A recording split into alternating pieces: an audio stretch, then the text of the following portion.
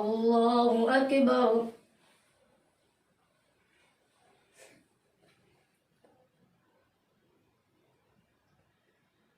الحمد لله رب العالمين الرحمن الرحيم مالك يوم الدين.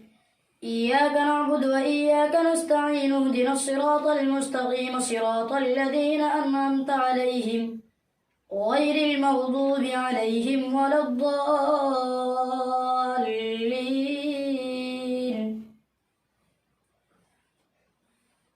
سيقول السفهاء من الناس ما ولاهم عن قبلتهم التي كانوا عليها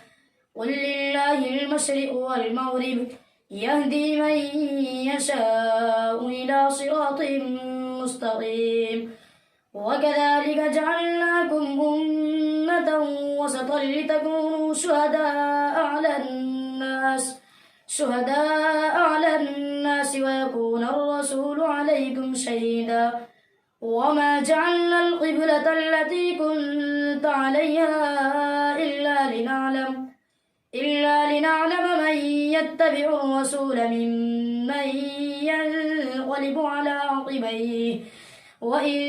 كانت لكبيرة إلا على الذين هدى الله وما كان الله ليضيع إيمانكم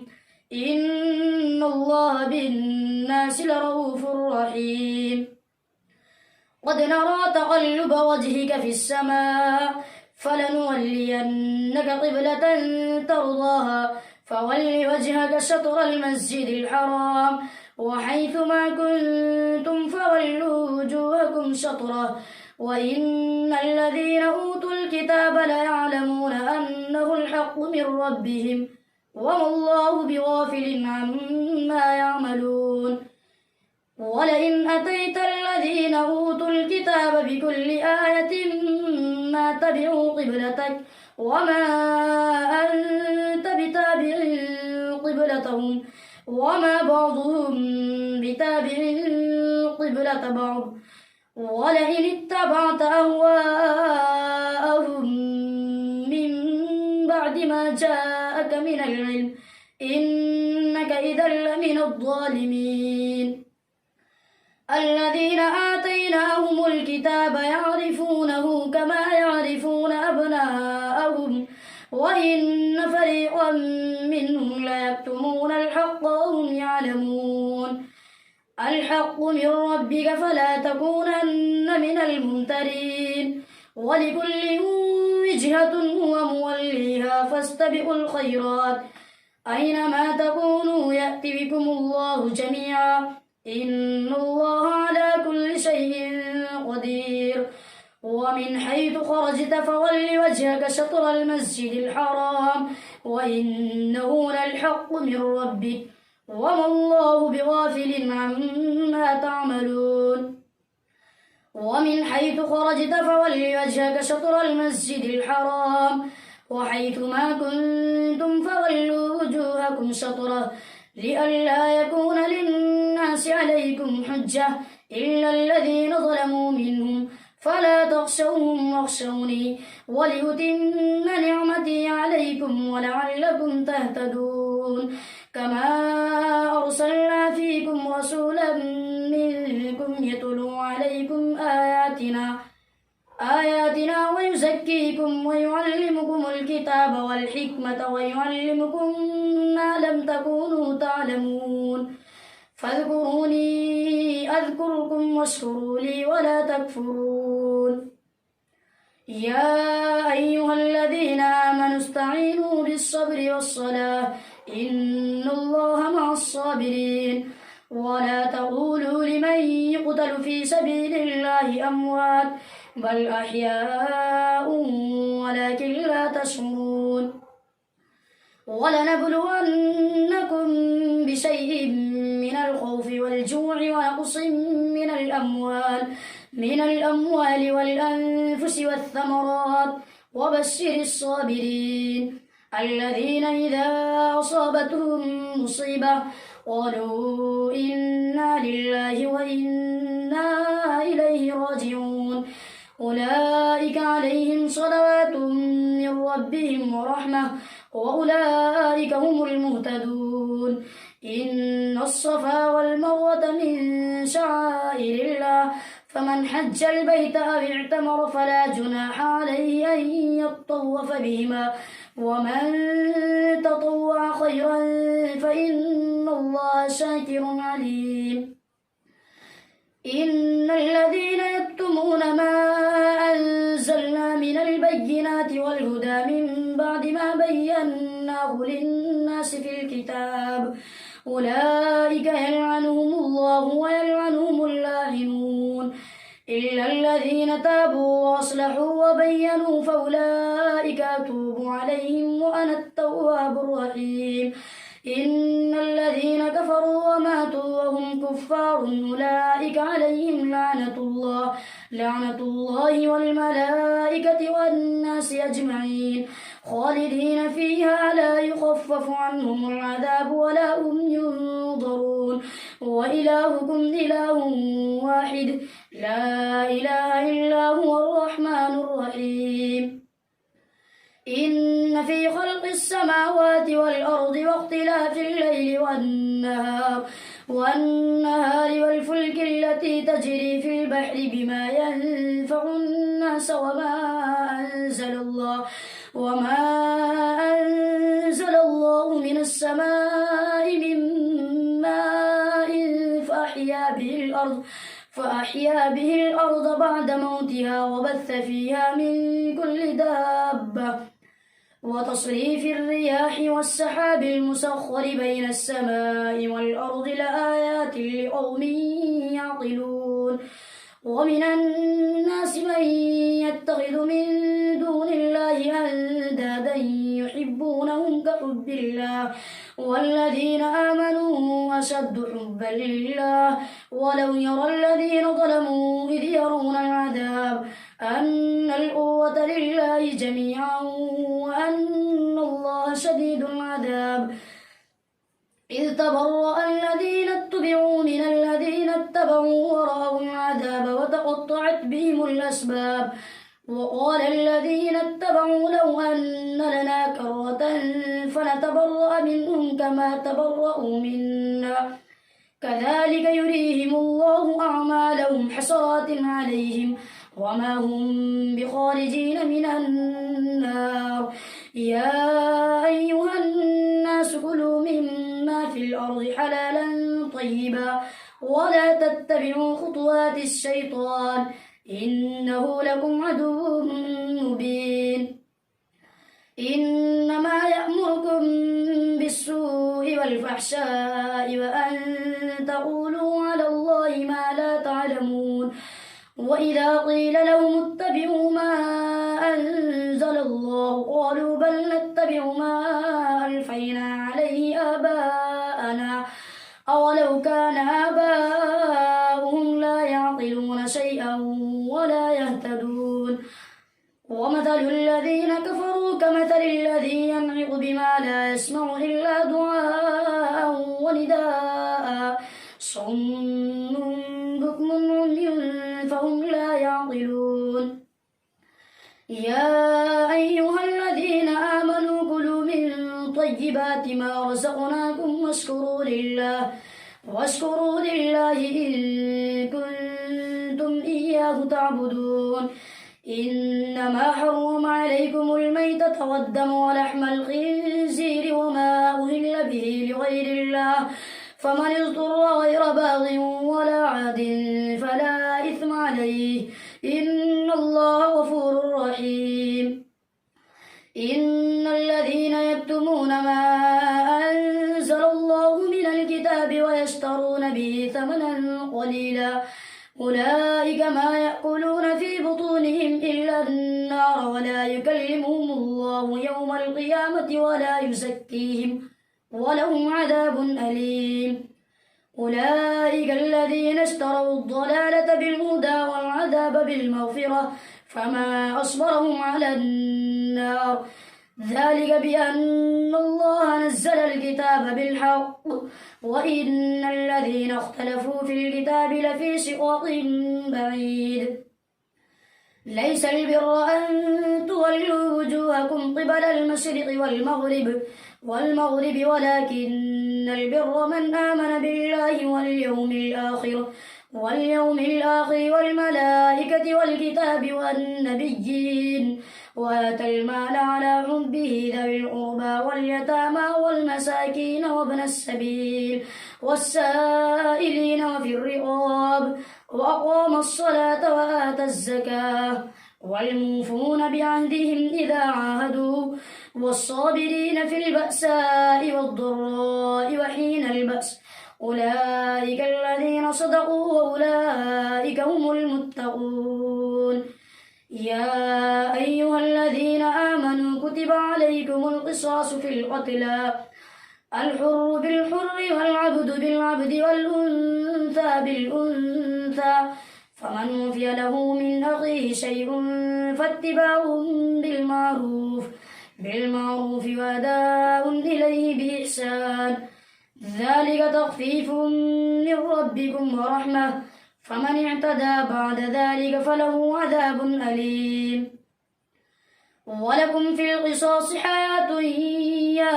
أولي الألباب لعلكم تتقون.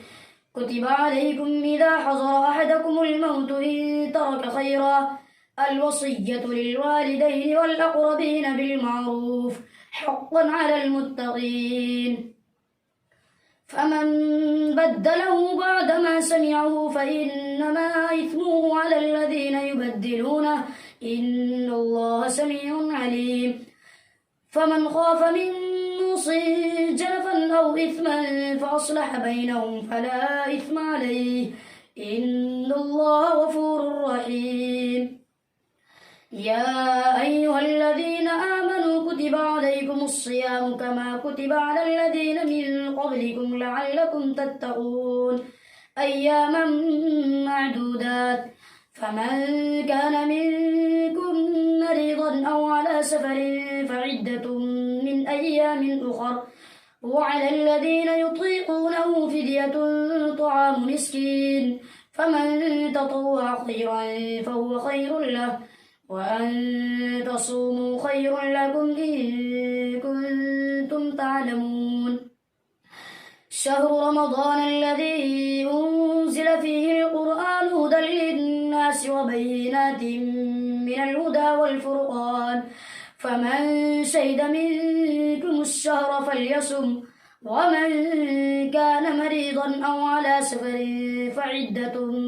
من أيام أخر يريد الله بكم اليسر ولا يريد بكم العسر ولتكملوا العدة ولتكبروا الله على ما هداكم ولعلكم تشكرون. وإذا سألك عبادي عني فإني قريب أجيب دعوة الداع إذا دعاني فليستجيبوا لي وليؤمنوا بي لعلهم يرشدون.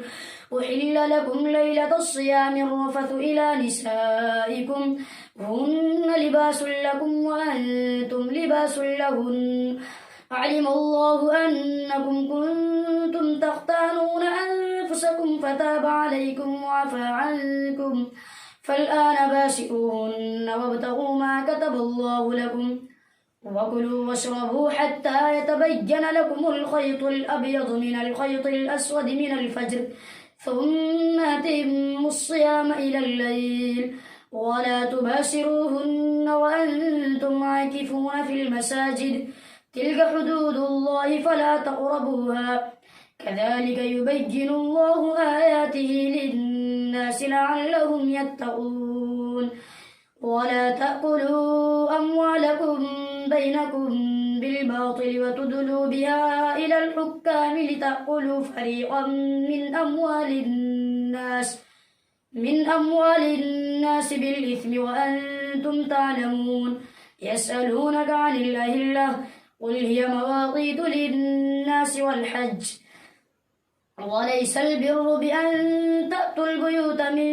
ظهورها ولكن البر من اتقى وأتوا البيوت من أبوابها واتقوا الله لعلكم تفلحون. وقاتلوا في سبيل الله الذين يقاتلونكم ولا تعتدوا إن الله لا يحب المعتدين. واقتلوهم حيث ثقفتموهم وأخرجوهم من حيث أخرجوكم والفتنة أشد من القتل ولا تقاتلوهم عند المسجد الحرام حتى يقاتلوكم فيه فإن قاتلوكم فاقتلوهم كذلك جزاء الكافرين فإن انتهوا فإن الله غفور رحيم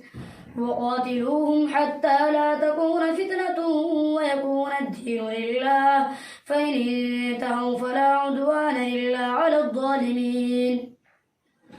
الشهر الحرام بالشهر الحرام والحرمات قصاص فمن اعتدى عليكم فاعتدوا عليه بمثل ما اعتدى عليكم واتقوا الله واعلموا أن الله مع المتقين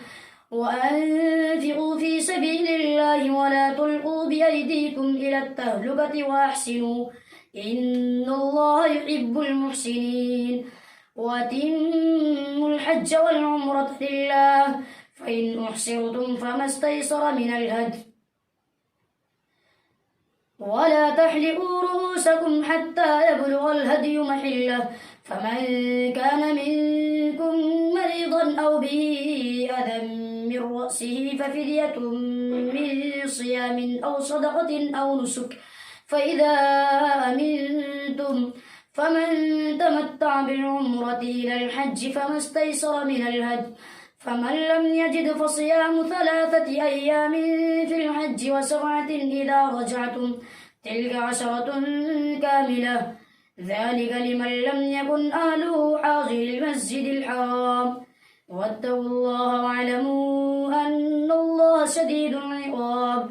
الحج أشهر معلومات فمن فرض فيهن الحج فلا رفث ولا فسوق ولا جدال في الحج وما تفعلوا من خير يعلمه الله وتزودوا فإن خير الزاد التقوى واتقون يا أولي الألباب ليس عليكم جناح أن تبتغوا فضلا من ربكم فإذا أفضتم من عرفات فاذكروا الله عند المشعر الحرام واذكروه كما هداكم وإن كنتم من قبله لمن الضالين ثم أفيضوا من حيث أفاض الناس واستغفروا الله إن الله غفور رحيم فإذا قضيتم مناسككم فاذكروا الله كذكركم آباءكم أو أشد ذكرا فمن الناس من يقول ربنا آتنا في الدنيا وما له في الآخرة من خلاق ومنهم من يقول ربنا آتنا في الدنيا حسنة وفي الآخرة حسنة وقنا عذاب النار أولئك لهم نصيب مما كسبوا والله سريع الحساب واذكروا الله في أيام معدودات فمن تعجل في يومين فلا إثم عليه ومن تأخر فلا إثم عليه لمن اتقى واتقوا الله واعلموا أنكم إليه تحشرون ومن الناس من يعجبك قوله في الحياة الدنيا ويشهد الله على ما في قلبه وهو ألد الخصام وإذا تولى سعى في الأرض ليفسد فيها ويهلك الحرث والنسل والله لا يحب الفساد وإذا قيل له اتق الله أخذته العزة بالإثم فحسبه جهنم ولبئس المهاد ومن الناس من يشري نفسه ابتغاء مرضات الله والله رؤوف بالعباد يا أيها الذين آمنوا ادخلوا في السلم كافة ولا تتبعوا خطوات الشيطان إنه لكم عدو مبين فإن زللتم من بعد ما جاءتكم البينات فاعلموا أن الله عزيز حكيم هل ينظرون إلا أن يأتيهم الله في ظلل من الغمام والملائكة وقضي الأمر وإلى الله ترجع الأمور الله أكبر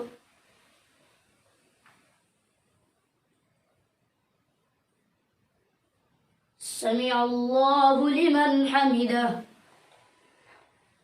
الله أكبر.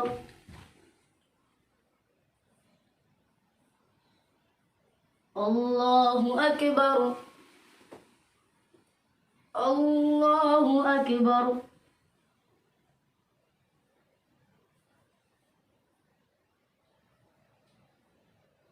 الله أكبر. الحمد لله رب العالمين الرحمن الرحيم مالك يوم الدين. إياك نعبد وإياك نستعين اهدنا الصراط المستقيم صراط الذين أنعمت عليهم غير المغضوب عليهم ولا الضالين.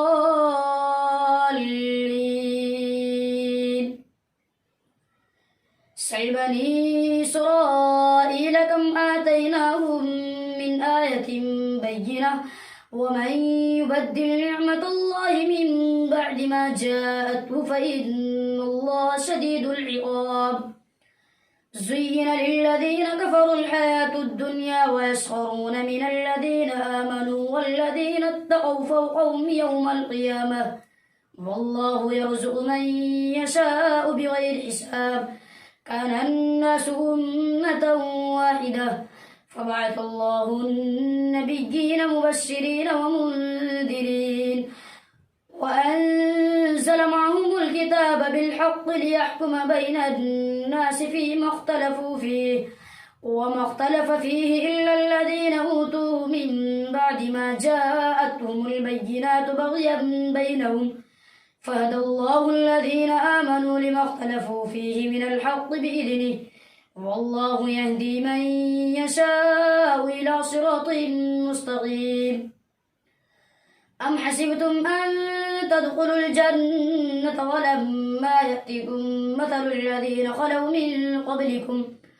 مستهم البأساء والضراء وزلزلوا حتى يقول الرسول والذين آمنوا معه متى نصر الله ألا إن نصر الله قريب. يسألونك ماذا ينفقون قل ما أنفقتم من خير فللوالدين والأقربين واليتامى والمساكين وابن السبيل وما تفعلوا من خير فإن الله به عليم. كتب عليكم القتال وهو كره لكم وعسى أن تكرهوا شيئا وهو خير لكم وعسى أن تحبوا شيئا وهو شر لكم والله يعلم وأنتم لا تعلمون. يسألونك عن الشهر الحرام قتال فيه والقتال فيه كبير وصد عن سبيل الله وكفر به والمسجد الحرام وإخراج أهله منه أكبر عند الله والفتنة أكبر من القتل ولا يزالون يقاتلونكم حتى يردوكم عن دينكم إن استطاعوا ومن يرتد منكم عن دينه فيمت وهو كافر فأولئك حبطت أعمالهم في الدنيا والآخرة وأولئك أصحاب النار هم فيها خالدون. إن الذين آمنوا والذين هاجروا وجاهدوا في سبيل الله أولئك يرجون رحمة الله والله غفور رحيم. يسألونك عن الخمر والميسر قل فيهما إثم كبير ومنافع للناس وإثمهما أكبر من نفعهما ويسألونك ماذا ينفقون قل العفو كذلك يبين الله لكم الآيات لعلكم تتفكرون في الدنيا والآخرة. ويسألونك عن اليتامى قل إصلاح لهم خير وإن تخالطوهم فإخوانكم والله يعلم المفسد من المصلح ولو شاء الله لأعنتكم إن الله عزيز حكيم. ولا تنكحوا المشركات حتى يؤمن ولأمة مؤمنة خير من مشركة ولو أعجبتكم ولا تنكحوا المشركين حتى يؤمنوا ولعبد مؤمن خير من مشرك ولو أعجبكم أولئك يدعون إلى النار والله يدعو إلى الجنة والمغفرة بإذنه ويبين آياته للناس لعلهم يتذكرون ويسألونك عن المحيض قل هو أذى فاعتزلوا النساء في المحيض ولا تقربوهن حتى يطهرن فإذا تطهرن فأتوهن من حيث أمركم الله إن الله يحب التوابين ويحب المتطهرين نساؤكم حرث لكم فأتوا حرثكم أنى شئتم وقدموا لأنفسكم واتقوا الله واعلموا أنكم ملاقوه وبشر المؤمنين ولا تجعلوا الله عرضة لأيمانكم أن تبروا وتتقوا وتصلحوا بين الناس والله سميع عليم لا يؤاخذكم الله باللغو في أيمانكم ولكن يؤاخذكم بما كسبت قلوبكم والله غفور حليم للذين يؤلون من نسائهم تربص 4 أشهر فإن فاءوا فإن الله غفور رحيم وإن عزموا الطلاق فإن الله سميع عليم والمطلقات يتربصن بأنفسهن 3 قروء ولا يحل لهن أن يكتمن ما خلق الله في أرحامهن إن كن يؤمن بالله واليوم الآخر وبعولتهن أحق بردهن في ذلك إن أرادوا إصلاحا ولهن مثل الذي عليهن بالمعروف وللرجال عليهن درجة والله عزيز حكيم الطلاق 2 مرتان فإمساكم بمعروف أو تسريح بإحسان ولا يحل لكم أن تأخذوا مما آتيتموهن شيئا إلا أن يخافا ألا يقيما حدود الله فإن خفتم ألا يقيما حدود الله فلا جناح عليهما فيما افتدت به تلك حدود الله فلا تعتدوها ومن يتعد حدود الله فأولئك هم الظالمون فإن طلقها فلا تحل له من بعد حتى تنكح زوجا غيره فإن طلقها فلا جناح عليهما أن يتراجعا إن ظنا أن يقيما حدود الله وتلك حدود الله يبينها لقوم يعلمون وإذا طلقتم النساء فبلغن أجلهن فامسكوهن بمعروف أو سرحوهن بمعروف ولا تمسكوهن ضرارا لتعتدوا ومن يفعل ذلك فقد ظلم نفسه ولا تتخذوا آيات الله هزوا واذكروا نعمة الله عليكم وما أنزل عليكم من الكتاب والحكمة يعظكم به واتقوا الله واعلموا أن الله بكل شيء عليم وإذا طلقتم النساء فبلغن أجلهن فلا تعضلوهن أن ينكحن أزواجهن إذا تراضوا بينهم بالمعروف ذلك يوعظ به من كان منكم يؤمن بالله واليوم الآخر ذلكم أزكى لكم وأطهر والله يعلم وأنتم لا تعلمون والوالدات يرضعن أولادهن حولين كاملين لمن أراد أن يتم الرضاعة وعلى المولود له رزقهن وكسوتهن بالمعروف لا تكلف نفس إلا وسعها لا تضار والدة بولدها ولا مولود له بولده وعلى الوارث مثل ذلك فإن أرادا فصالا عن تراض منهما وتشاور فلا جناح عليهما وإن أردتم أن تسترضعوا أولادكم أموالكم فلا جناح عليكم إذا سلمتم ما آتيتم بالمعروف واتقوا الله واعلموا أن الله بما تعملون بصير. والذين يتوفون منكم ويذرون أزواجا يتربصن بأنفسهن 4 أشهر وعشرا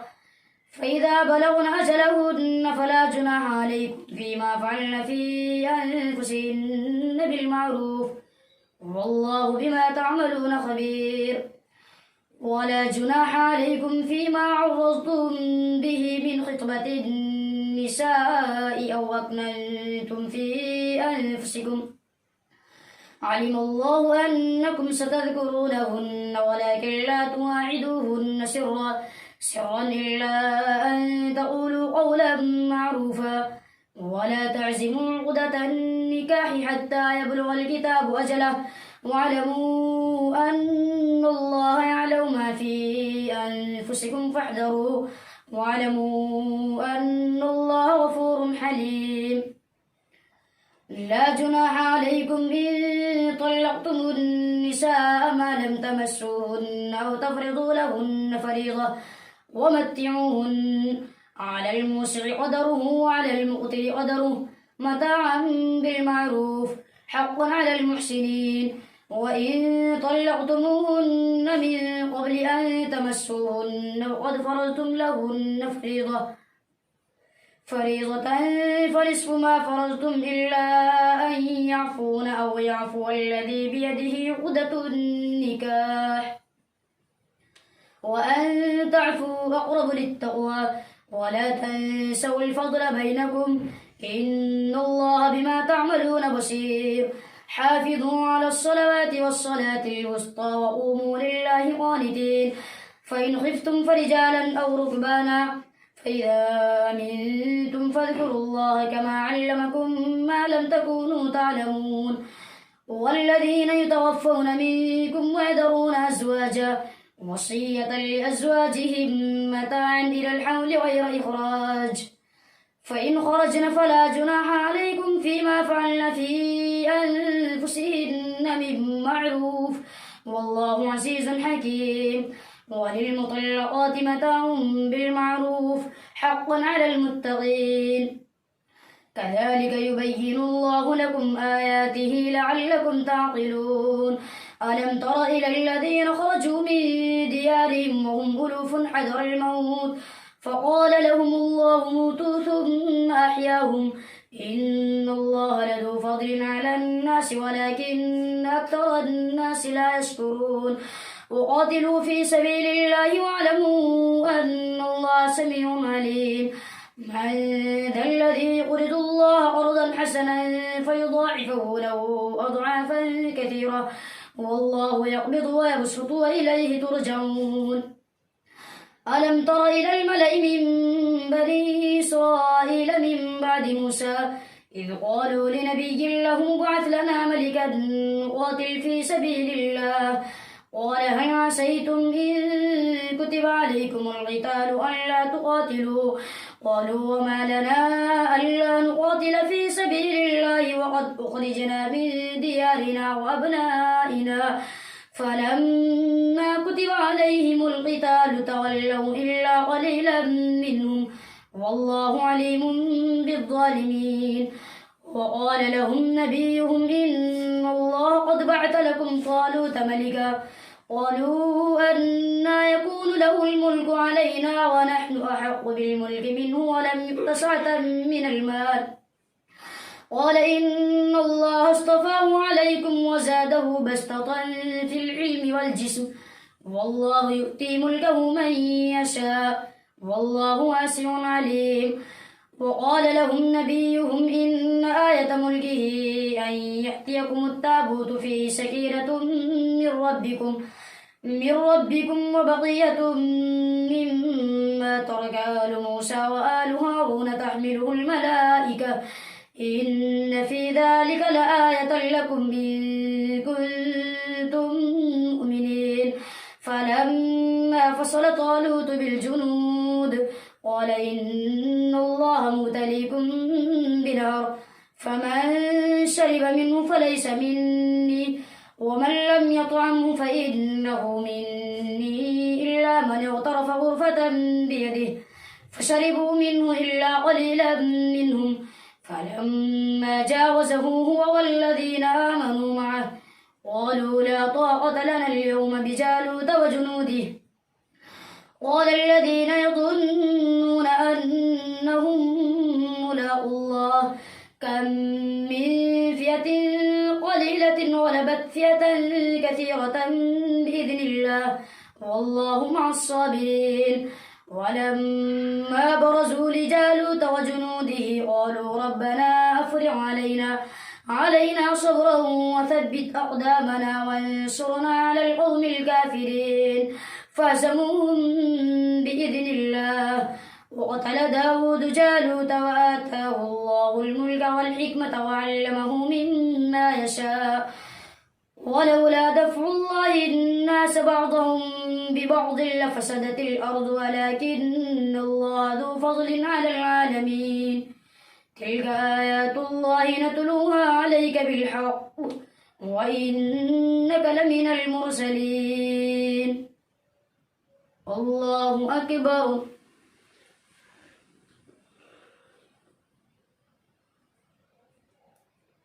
سمع الله لمن حمده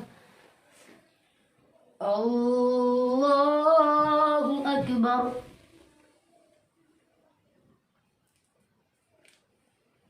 الله أكبر الله أكبر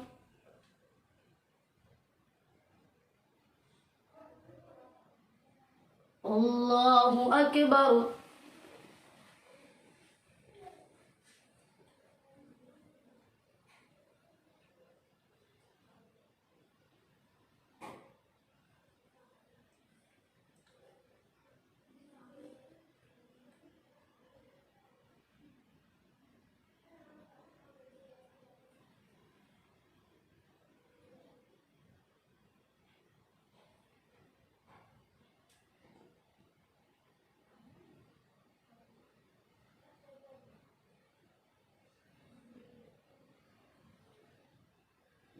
السلام عليكم ورحمة الله السلام عليكم ورحمة الله